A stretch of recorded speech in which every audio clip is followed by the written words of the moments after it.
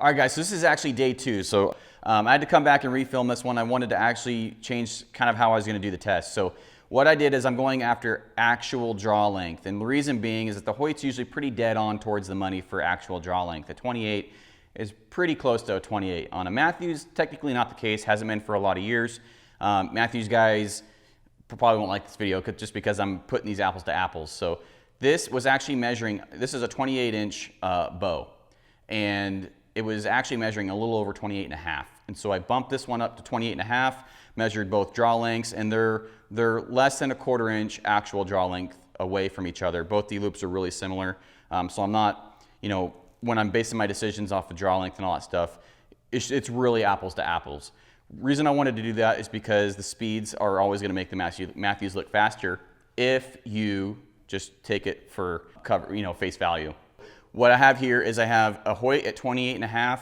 I have this at 28, which is actually more than 28.5, just a skosh. And I have this about maybe a pound heavier than this bow here. And so both IBOs are extremely close. Actually, they're the same, 342.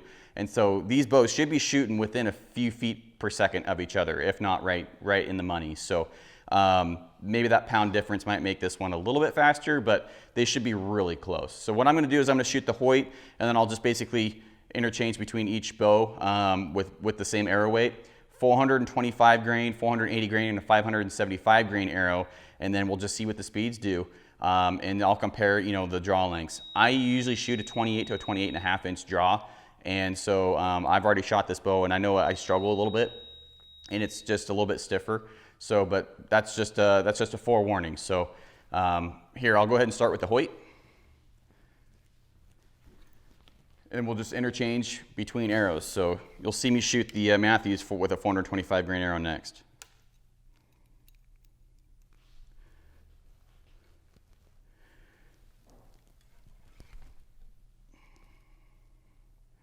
Yeah, so at 28.5, this thing feels pretty much perfect for my draw length.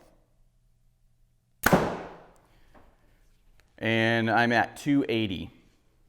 So here goes the Mathews, 425 grain.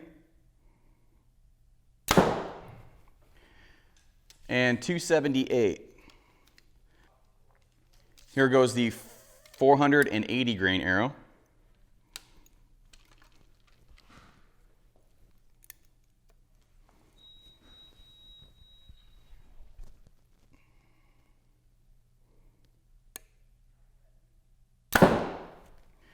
And that is going to be 262. This is the 480.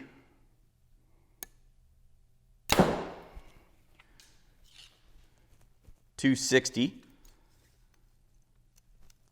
At full draw, I don't feel very strung out. I could shoot this thing at 28 the way that it's set right now, but I do struggle more pulling this bow back.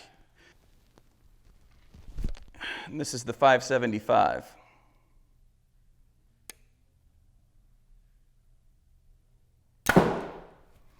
And that is 243. And here goes the 575 grain log going downrange here.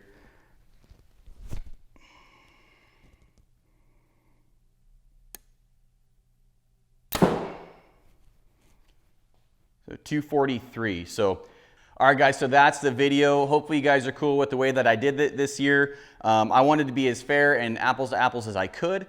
I don't feel like I'm strung out on either of the draws at full draw, but I feel like I struggle more with the Mathews at 28 than I do with the Hoyt at 28.5. And so I could shoot this bow at 28, no problem, but I'm gonna have to work on drawing the bow a little bit harder, and I don't know, it's just what it is. And then the Hoyt this year, I would probably actually choose the Hoyt, which is the first time I would say since the Halon, which is when I started choosing the Mathews over the Hoyts. Since the Halon, this would be the first year that I've actually chose the Hoyt over the Mathews. So if that tells you something right there, guys, I don't know what does, because the Mathews has had a great platform, but when you look at it apples to apples, and where you would probably actually have to shoot the bows, you're just as fast, and I think the Hoyt's smoother, and it's a little bit easier. You're working less to get the draw as you are. This is a little bit stiffer on the back end. So that's just the way that I felt it. Totally opinion. You should go shoot them for yourselves. But outside of that, guys, I appreciate you for watching, and I'll see you on the next one. Subscribe.